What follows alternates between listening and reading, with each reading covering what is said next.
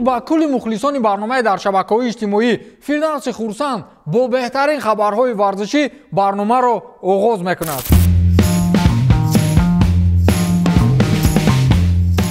شما الکی در مورد نزدیک شدن رونالدو به رکورد جهانی سابق فوتبالباز منتخب ایران علی دایعی در بسیار گلی در هیئت منتخب‌ها آگاه هستید.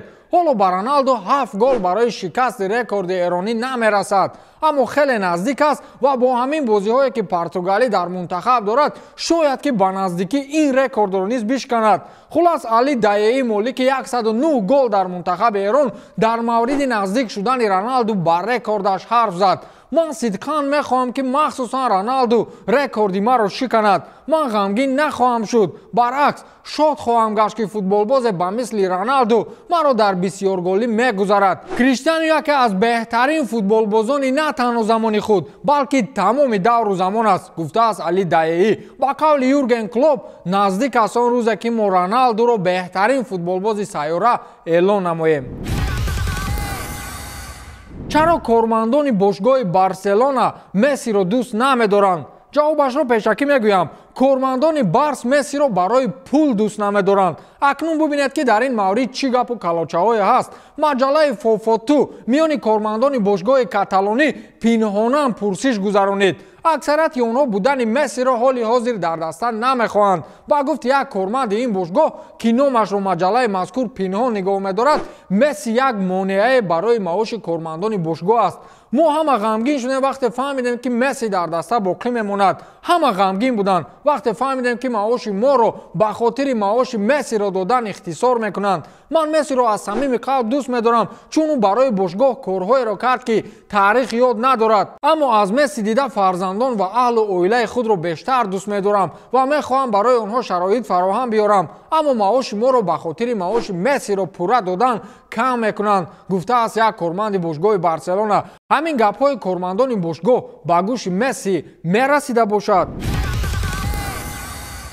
سسک فابرگاس سابق فوتبالباز دسته‌های آرسنال، بارسلونا، چلسی و موناکو دو سرمربی بهترین ژوزه مورینیو و پپ گواردیولا را قیاس کرد. این در حالی است که فابرگاس زمان زیر سرمربیگی گواردیولا انقریب 3 سال فعالیت خود را پشت سر کرد، اما با این نگاه نکرده او ژوزه را یک زینه بلندتر از گواردیولا میگذارد. من دیگر با گواردیولا حرف نزدم، این تاریخ خود را دارد که من در موردش حرف زدن نمیخواهم. گواردیولا در خردی کمیر من بود، گمانم هر چیز داشتم از او آموختم، اما وقتی که من از بارسلونا رفتم ژوزه مورینیو نگاه مرا به فوتبال تماما دیگر کرد. ما در چلسی با هم کار کردیم و او در مورد نقشه هایش به من گفت. او قلم گرفت و نقشه کشید که تو و دیگو کوستا به من لازمید. او نقشه دسته را کشید و به من گفت که این دسته جایزه میگیرد. واقعا نقشه او کار داد و ما چمپیون پرمیر لیگ انگلیس گردیدیم. من همون وقت با ژوزه دست برداشتم، اما با گواردیولا خیلی که اعتمادم تمام شد.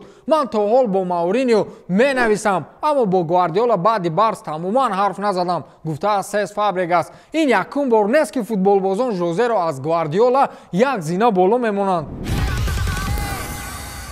خبری عاجلی: دینا وایت رئیس تشکیلات رسمی UFC دیروز با یک سخن همه را حیران ساخت. شما الکی میدونید که روز 23 ینور سال جاری سابق چمپیون UFC کانور مکگرگور و رقابتگر مشهور دیگر این تشکیلات داستین پاریه در دایره رقابت‌های 257 UFC با هم رقابت خواهند کرد. برای مخلصان تا دیروز سوال به میان آمده بود که کانور و پاریه برای کمربند رقابت میکنند یا نه. این سوال را دینا وایت خیلی عجیب جواب داد. نه، رقابت کانور و پاریه برای کمربند نیست، چون حبیب نورمگامدوف برای حمایت کمربند چمپیونی رقابت میکند. امیدوارم که شب 23 ینور یک بار دیگر کمربند چمپیونی را حمایت خواهد کرد، گفته است دینا وایت. شما باور دارید که حبیب نورمگامدوف روز 23 ینور رقابت میکند؟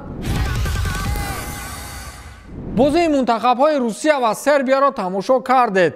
بدون جوبا فوتبالبازان روستابور با حساب کلان 5-0 شکست خوردند. در این بازی سهم بازیگر دسته رئال مادرید لوکا یوویچ خیلی کلان بود. لوکا یوویچ فوتبالباز دسته رئال مادرید و منتخب سربیا در این بازی 2 گل زد. یوویچ در یک بازی 2 گل زد. аммо дар дастаи Реал ки баъди омадани Йович аллакай бошгоҳи шона 32 бозӣ гузаронид, Йович дар ҳамин 32 бозӣ 2 гол задааст. ин аввалин шикасти бузурги мунтахаби Русия баъди соли 2004 аст. ҳамон вақт русҳо аз мунтахаби Португалия дар бозиҳои муқаддамотии ҷоми ҷаҳон бо ҳисоби 7-1 шикаст хӯрда буданд. ҷӯ ба ҳар хеле ки набошад беӯ мунтахаби Русия ҳеҷ аст. ҳамлагари тими Баварияи Олмон ва мунтахаби Полша Роберт Левандовски аз рӯи натиҷаҳои назарсанҷии World Football Summit, саммити ҷаҳонии футбол, беҳтарин футболбози сол эълон шуд.